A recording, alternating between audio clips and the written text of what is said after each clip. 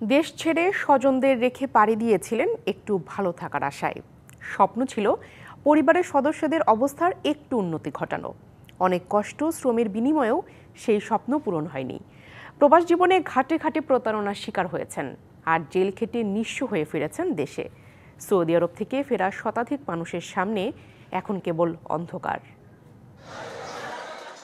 দেশের অর্থনীতিতে প্রবাসীদের গুরুত্বপূর্ণ ভূমিকা থাকলেও সময়ের সঙ্গে বাড়ছে প্রবাসীদের সমস্যা। দালাল ও অসাধু চক্রের জালে জড়িয়ে বিভিন্ন দেশে গিয়ে প্রতারণার শিকার হচ্ছেন।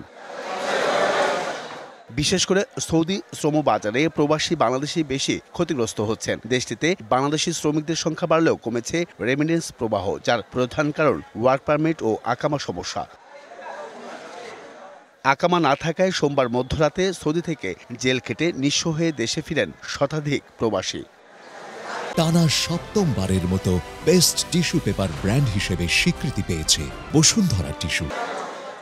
শান্ত ছিলেন সৌদি আরবে, স্বপ্নে বিভোর হয়ে ধার দেনা করে সৌদিতেই পাড়ি জমালে সেই স্বপ্ন বাস্তবে রূপ দিতে পারেনি। জানালেন বুকে চেপে রাখা অসহনীয় যন্ত্রণা এবং স্বপ্ন ভেঙে যাওয়ার গল্প। তোমার কোনো মাসুল না, আমরা তোমার দায়িত্ব তোমার, কারণ তুমি কাজ থেকে চলে আসছো। আমি বলছি আমার তো স্যালারি দেয় নাই, আমি কি করবো? 10 দিন জেল খেটে এসেছি, খাই নাই কিছুই ভাই, একটা করে রুটি দিছে খাবার, নিঃস্ব ভাই। এখন কি করবো? এখন বাড়িতে গেলেও তো মনে করেন যে করবো যে কি কিছু তো করার নাই ভাই। 5 লাখ টাকা ঋণ করে পরিবারকে সচ্ছল রাখতে 1 বছর আগে পাড়ি জমান সৌদি আরবে তিনিও হেরেছেন জীবন যুদ্ধে। জানালেন 5 মাস কফিলের অধীনে কাজ করার পরেও বেতন না পেয়ে অন্য প্রতিষ্ঠানে যাওয়ার আগ মুহূর্তের কথা।